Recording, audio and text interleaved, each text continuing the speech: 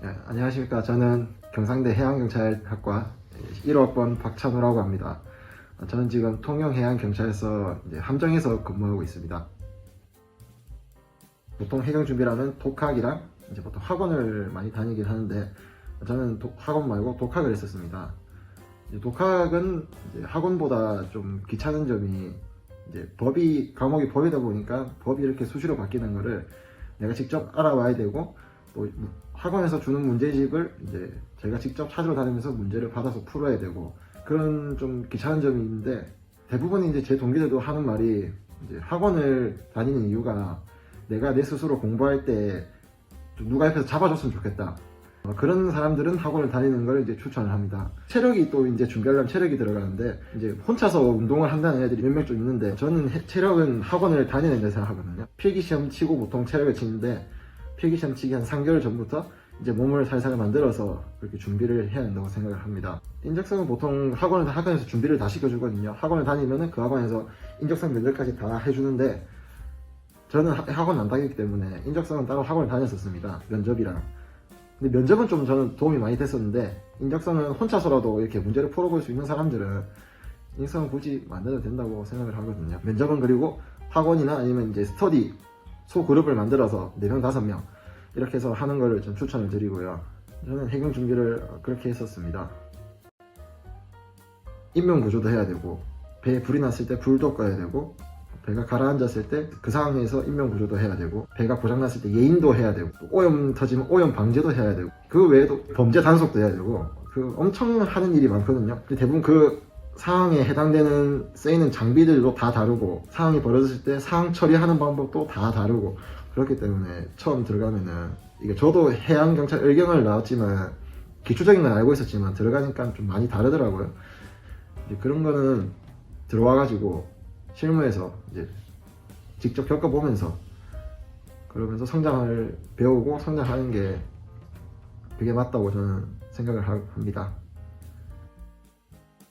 해경 근무 환경은, 저는 지금 배를 타고 있는데 함정 근무를 하고 있는데, 이틀 정도 출동을 나갔다가 며칠 3일이나 한 4일, 5일 이렇게 쉬는 날이 이렇게 있습니다. 교대 근무를 하기 때문에 교대 근무라는 게 몸이 엄청 많이 피로해집니다. 배에서 자는 것도 잠을 자는 게 좀 자는 게 아닌 것 같고, 근데 대신 그렇게 출동을 갔다 오면은 며칠 이렇게 당직이나 안 끼는 그때는 한 3일 연달아 쉬고 이렇게 하면서 체력을 보충할 수 있는 그런 장점이 있고요. 파출소 같은 경우에는 파출소마다 근무 주기가 다 다른데, 파출소의 장점은 이렇게 한 달짜리 달력을 만들면은 내가 어느 날 근무하는지가 딱딱딱 정해져 있습니다. 내 아이의 스케줄을 빼기가 좀 원활한 장점이 있고요. 근무 환경도 요즘에는 파출소가 연안 구조 정도 있고 그래서 대부분의 상황 처리를 하는 편입니다. 배는 보통 상황 처리를 하면은 먼바다는 큰 배들이 가서 상황 처리를 하고, 가까운 바다 연안에 단속이라든지 사건 사고가 터졌을 때 함정이 가서 근무를 합니다. 만족도는 개인마다 다 차등이 있겠지만, 이게 자기 마음가짐 따라 다른 것 같습니다. 자기 마음가짐이 꼭 사명감을 가지고 근무를 해야 된다는 것은 아니지만, 만족도가 내가 이날 이렇게 일을 하고 쉬는 날 나의 취미생활도 하고 이렇게 해서 쉬는 날 확실하게 에너지를 보충한다, 이러면 만족도가 좋을 수도 있고, 어떤 사람은 근무하는 게 너무 필요하다, 그 생각에 좀 몸이 사로잡히면 만족도가 떨어질 수 있고, 그거는 개인마다 다르다고 생각을 합니다.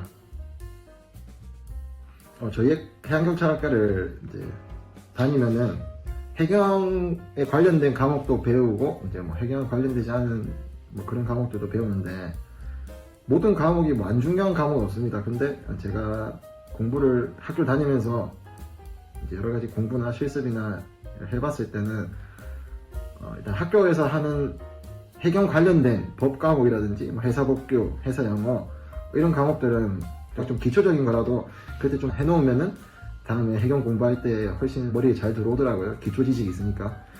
그리고 실습선에서 하는 모든 수업들, 해도를 작도하고 이런 것들은 어디서 안 가르쳐 주기 때문에 교육원에서도 이렇게 자세하게 안 가르쳐줘서 그때 제대로 배워놓으면 엄청 도움이 많이 되거든요.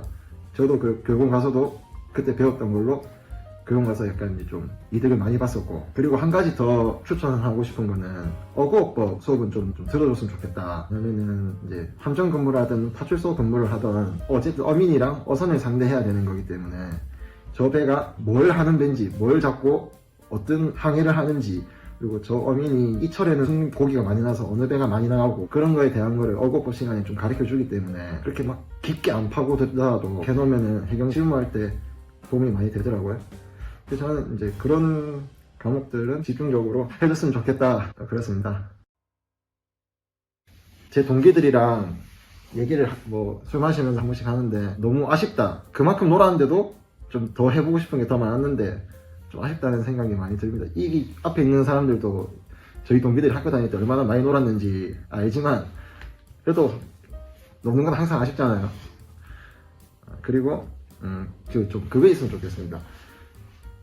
인간관계를 좀 이렇게 잘 했으면 좋겠습니다. 뭐 인간관계는 돈을 주고 살 수가 없는 거잖아요. 그래서 보통 해경을 하고 싶어서 들어온 애들이 대부분이니까 어차피 해경 들어오면은 자기가 학교 다닐 때 봤던 사람들이 형 누나들이 대부분 해경이나 아니면 인근의 어업관리단, 회수청 대부분 들어가서 일을 하고 있기 때문에 그 인맥이 나중에 다 도움이 많이 되더라고요. 그래서 이제 재학생이나 신입생분들이 사람 인간관계를 좀 잘 해놨으면 좋겠다 그런 생각입니다. 그리고 나중에 이제 학교를 졸업하거나 학교 졸업하기 전에 이제 해경 공부를 시작할 때는 마음 딱 잡고 준비 제대로 해가지고 이른 시간 안에 합격을 해가지고 들어와야지. 그게 제일 하고 싶은 말이었던 것 같습니다.